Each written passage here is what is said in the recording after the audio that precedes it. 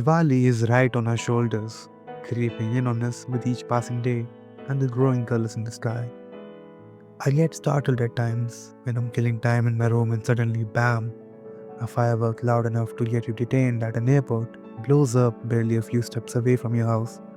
Sometimes it illuminates the ground, and sometimes the sky bleeds in colors. Sometimes it has no light, just the sound to make your heart skip a beat, to make the kids laugh, for them to hesitate as they light the fuse. Sometimes the fire goes off before they can do so, but when it finally does, they jump off and run as far away as they possibly can out of fear of burning themselves.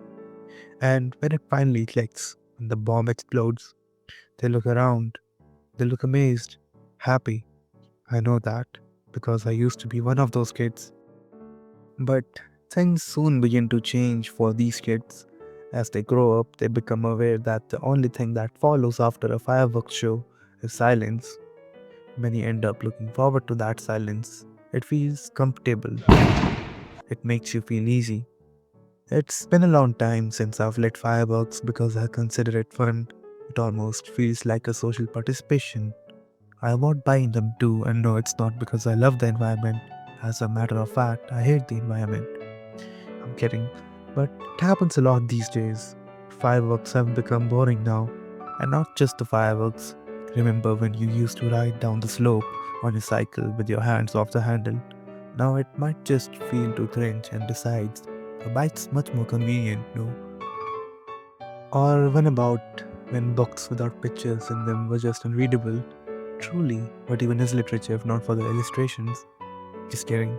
But it isn't just about the hobbies you had as a child that grow boring. It's your day to day life as well. And as sad as it is, people too. Perhaps that is why many relationships end up fading before they can fully bloom to life. Like, oh god, this girl can't even just shut up for a second. Or, man, this boy can't even try to listen. Friends too become intolerable. Their jokes you used to laugh at become repetitive. And when the joke's on you, you can no longer laugh alongside them. You just grow silent, angry on the inside. The anger must remain buried, however, because deep down you're afraid because you know the second it slips out, the friendship will no longer be what it used to be. But that isn't how things end between people. No, it's not that simple. Things end when you end up contradicting the very core of your relations. When you truly understand somebody down to their core, the only way you can end up contradicting them is by understanding more about yourself, understanding how you truly feel about them. Perhaps that's the worst part of it all. So maybe self awareness leads to boredom, or does it come from when you try and rationalize every decision, every action you take, find reason behind them all? But is that even possible? And if it is it even healthy? Or maybe it's a lot simpler than that.